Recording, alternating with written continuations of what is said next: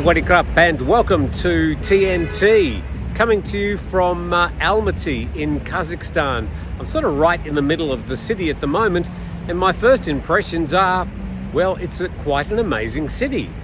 Very clean, very efficient, lots of public transport, tree-lined streets, can't seem to see any rubbish around, and there's plenty of rubbish bins to put rubbish if you do have it. I had a great flight here, flying with Air Astana, flying over a lot of nothing. The flight took 6.5 hours from Phuket on seemed to be a brand new Airbus 321 LR long-range aircraft. Now, one thing that is quite noticeable right around the city is you can rent these electric scooters. In fact, there's a lot of electric cars around the place, and driving from the airport I saw a lot of electric car dealerships, some of the new Chinese brands. I think Kazakhstan's got a border with China, so probably makes sense. But this scooter culture and cycling culture is very, very big here. Anyway, we're not going to be talking about Kazakhstan and Almaty all the time. Of course, we do have a lot to cover about what's happening in Thailand.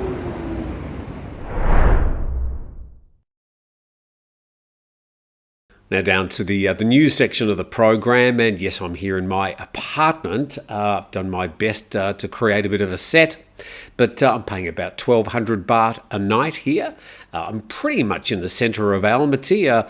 More than impressed with the city so far, but I haven't even been here 24 hours, so we'll explore a bit more today and hopefully can pass it on to you. Now, before we get on to the other news, just a quick update with the Peter Smith/Richard Burrow story, currently facing more than 30 charges in the UK. Going back some nearly 30 years. Now, I have been contacted by a number of UK publications. There is quite a lot of digging going on to see if the crimes that he's alleged to have committed in the UK may have been repeated here in Thailand.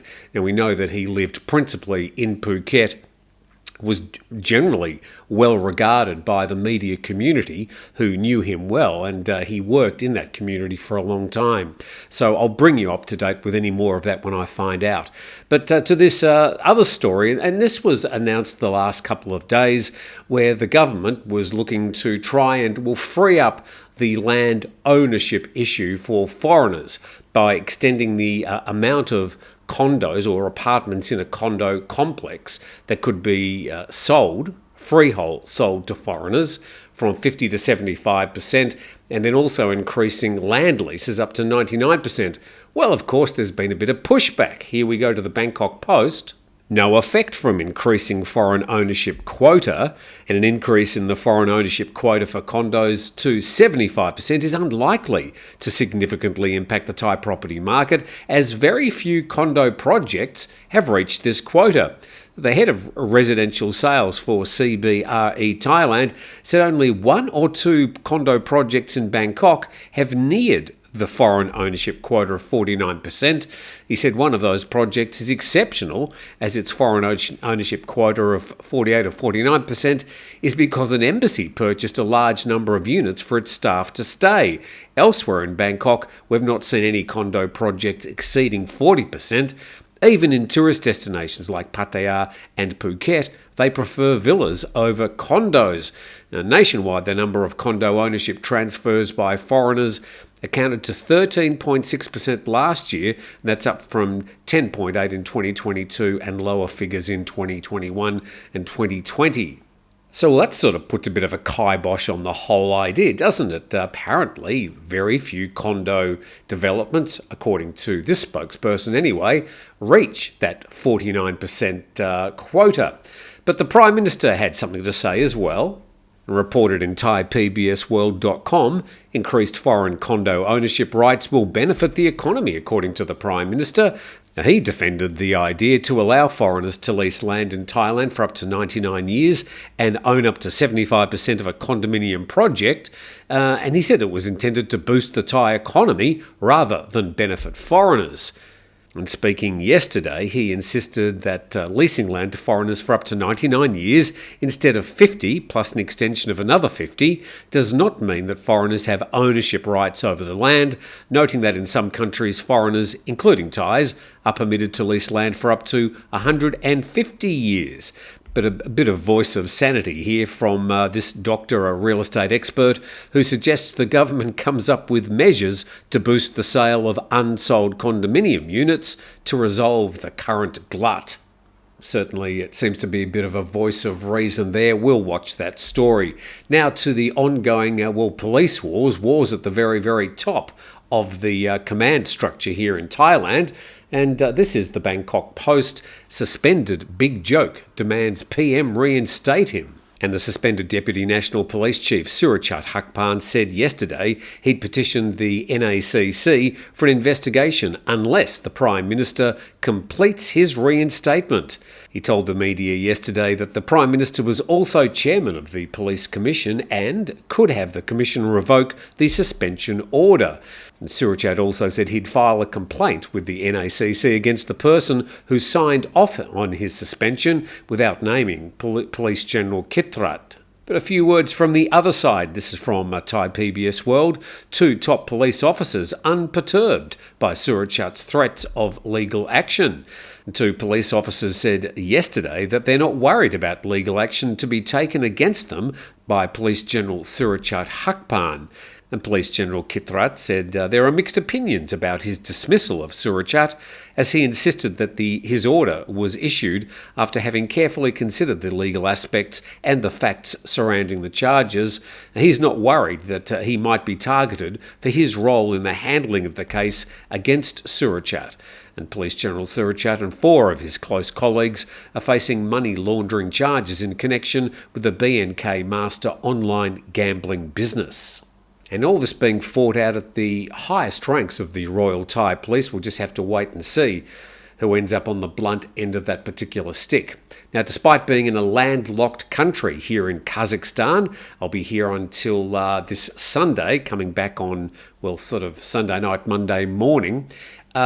I do have to thank 5-Star Marine at 5starmarinephuket.com. Also, Beach House Thailand, both sponsoring the program each day. And there's links in the description if you'd like to find out more about those businesses. I'll just also quickly mention that apart from the Chinese cars, I saw also plenty of Japanese brands and South Korean. And they those 3 really make up the lion's share of most of the cars I've been seeing on the roads. Another really cool thing about the city is anywhere around the city you look south down the streets, you can see the snow-capped mountains in the distance, even on a day, it's about 28 degrees today.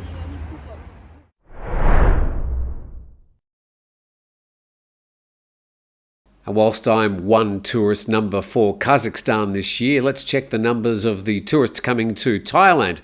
We go to thepatianews.com. They say Thailand welcomes 16 million tourists in 2024, sees surge in Middle Eastern visitors.